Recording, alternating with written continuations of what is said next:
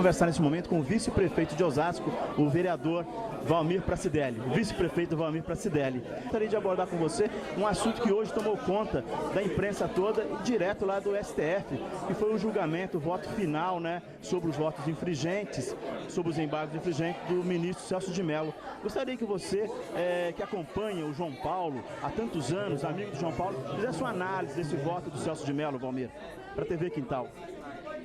Olha, na realidade, o voto do ministro Celso de Mello foi em sintonia com aquilo que ele próprio já tinha dito em outros momentos, que ele já disse durante esse próprio julgamento da necessidade de aceitação de embargos infringentes. Então, não houve novidade do ponto de vista da posição dele, que somada a outros ministros que também votaram favorável, possibilita para aqueles que tiveram 4 votos, pelo menos, em uma das questões que estão sendo acusados, que isso possa ser revisto num processo, não um novo processo, mas numa revisão daquela matéria a qual está se tratando o recurso. Então, acho que não há nenhuma novidade nesse sentido, apesar da pressão feita por muitos setores da imprensa, apesar da pressão política de outros próprios ministros que compõem o tribunal, ainda assim prevaleceu o bom senso do Tribunal Superior Eleitoral e prevaleceu a visão e a lógica da defesa da Constituição e do Estado Democrático de Direito. Você, como amigo do João Paulo, certamente era isso também que ele estava esperando?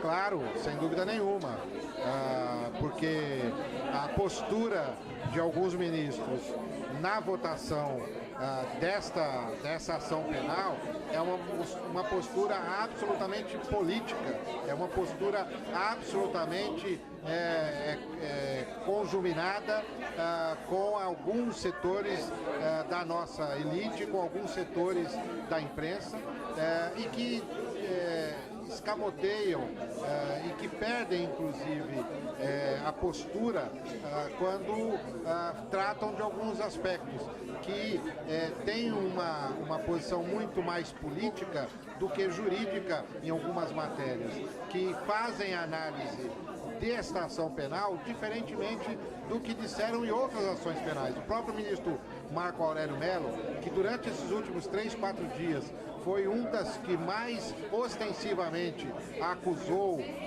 ou pressionou o ministro que votaria hoje com relação ao voto, quando deu a liberdade ao Salvador Cacciola, que dilapidou o sistema financeiro nacional e que fugiu para a Itália e ficou muito tempo em função desta liberdade dada pelo ministro Marco Aurélio, ele não teve o peso político que teve agora. Ele não fez a análise fria e dura, como ele próprio disse, que ele fez agora. Então, há evidentemente um peso político muito grande na análise por parte de alguns ministros.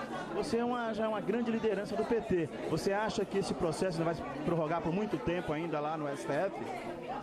Olha, eu acho que o processo ele deve se prorrogar pelo tempo necessário da justiça.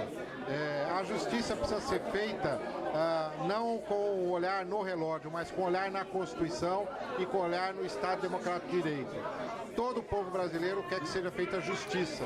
Justiça para aqueles que são acusados e justiça no nosso país como um todo. Justiça social, né?